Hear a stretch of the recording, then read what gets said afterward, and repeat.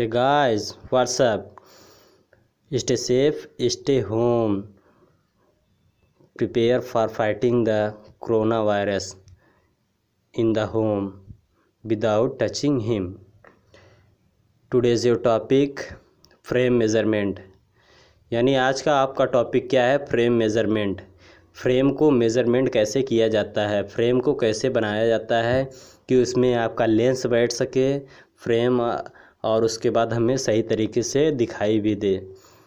यानी इसके पहले हमने आपको बताया था प्रोटेक्टिंग ग्लास और स्पेक्टिकल फ्रेम के बारे में। प्रोटेक्टिंग ग्लास यानी कि ऐसे ग्लास जो हमें प्रोटेक्ट करते हैं, अलग अलग ग्लास बताए थे। और उसके बाद फ्रेम। अब फ्रेम और ग्लास को तो हमने बता दिया। आप फ्रेम ले लिए, ग्लास ले लिए, जैसे तैसे बैठा दिए तो प्रॉब्लम हो सकती है। उसको बैठाने के लिए फ्रेम मेज़रमेंट को जानना बहुत ज़रूरी है। उसके लिए देखिए क्या करना चाहिए, आइए हम बताते हैं आपको। हेडिंग डाल दीजिए फ्रेम मेज़रमेंट। देखिए फ्रेम मेज़रमेंट में क्या है। The frame is measured by different type of method.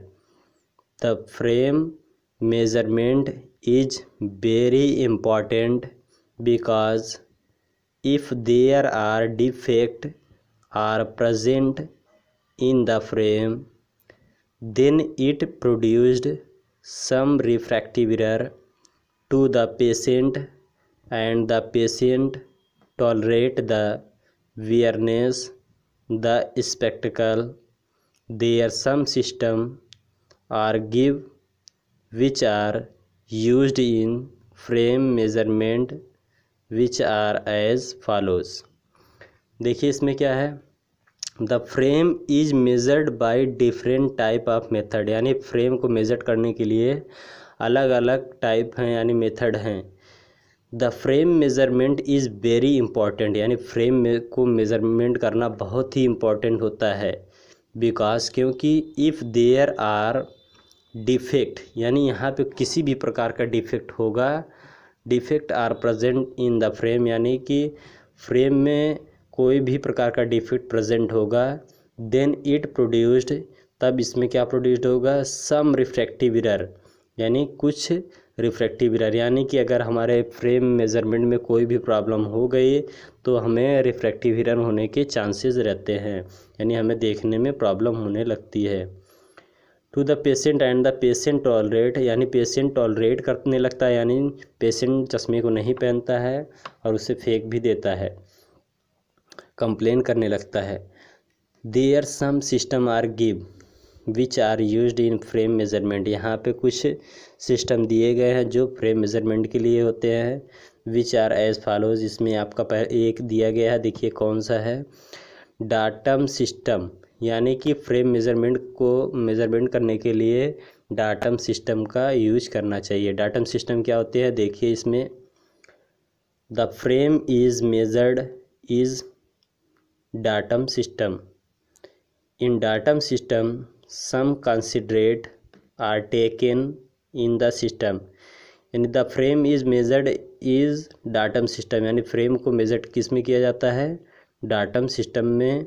In datum system some considerate are taken in the system, यानी डाटम सिस्टम में भी कुछ सिस्टम दिए गए हैं। कौन कौन से हैं आइए देखते हैं।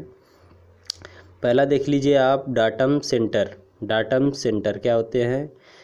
It is optical centre to each line of the each lens. यानी इट इज ऑप्टिकल सेंटर, यानी इसमें क्या होता है, ऑप्टिकल सेंटर को मिलाया जाता है जो एकदम सेंटर में होना चाहिए। To each line of the each lens, यानी पूरे लाइन में, और ईच लेंस यानी कि जो लेंस लगे हैं उन लेंसों में एक ही सेंटर होना चाहिए। जो आपका एक फार्मूला दिया गया है, देखिए कौन सा है।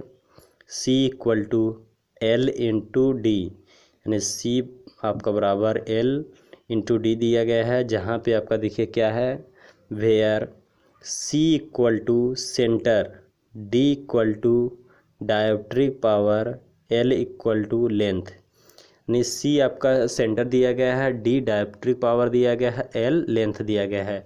यानी कि C यानी सेंटर में आपका क्या होता है, सेंटर में आपका सेंटर बराबर आपका डायोप्ट्रिक पावर और लेंथ को दिया गया है।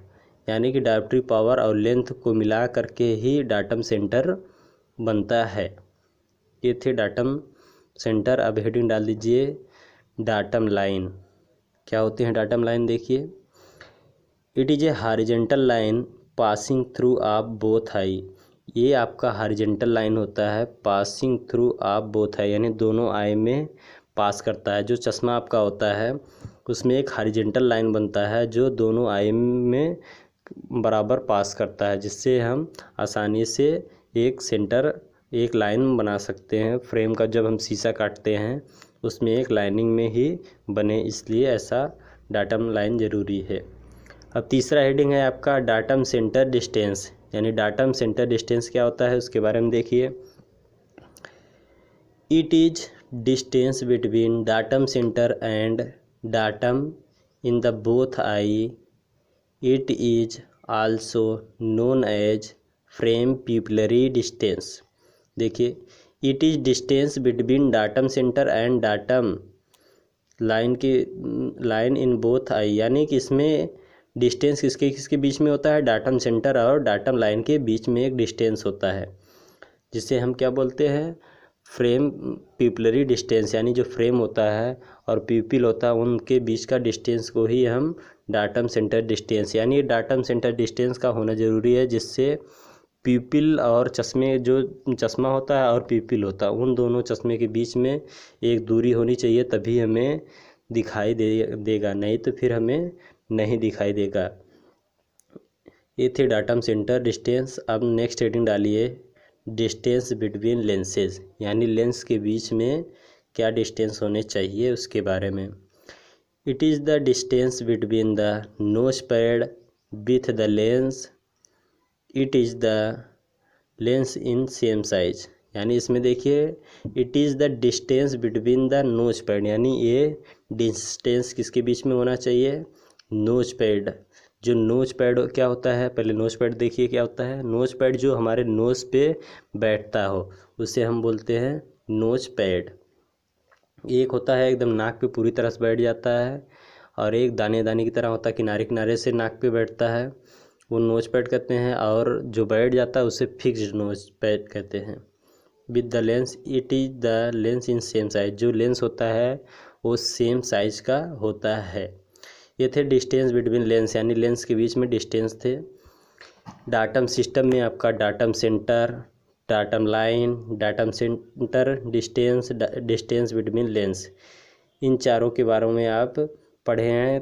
ये होते हैं टोटल डाटम सिस्टम, यानी डाटम सिस्टम में इन चारों के बारे में ध्यान रखना ज़रूरी है, नहीं तो हमारे आई में कोई ना कोई डिफेक्टिव होने ही होने हैं, यानी रिफ्रैक्टिव एरर होगा, पेशेंट को देखने में दिक्कत होगी, पेशेंट आपके पास दौड़ते हुए चला आएगा कि आपने चश्मा बढ़िया नहीं बनाया। ये यानी फ्रेम का मेज़रमेंट होना बहुत ज़रूरी है। जब फ्रेम का मेज़रमेंट करते हैं यानी फ्रेम बनाते हैं, उनको इतना ध्यान रखना ज़रूरी है कि डाटम सिस्टम के द्वारा ही बनाया जाए। ये थे आज की टॉपिक हमारा फ्रेम मेज़रमेंट, यानी फ्रेम मेज़रमेंट आपका आज समाप्त हुआ। इसके साथ आपका फ्रेम वाला, जैसे आपने protecting glass, spectacled frame measurement आज आपने पढ़ लिया। अब इसमें आगे पढ़ेंगे आप शेप ऑफ लेंसेज, यानी लेंस के शेप कैसे होते हैं, किस तरह का शेप होता है, कैसे शेप आते हैं, इसके बारे में हम कल बताएंगे। आज के लिए इतना ही। आप लोग इसे बढ़िया से नोट कर लीजिए, और नोट करने के बाद आप लोग इसे पढ़िएगा, फिर उसके बाद आपको समझ में आएगा। एक बार नहीं, 2 बार, 3 बार, 4 बार वीडियो देखेंगे, तब जा कर के आपको समझ में आएगा कि किस तरह से है। वीडियो कई बार देखने के बाद ही आपको समझ में आएगा पूरी तरह से। आज का इतना ही, चलिए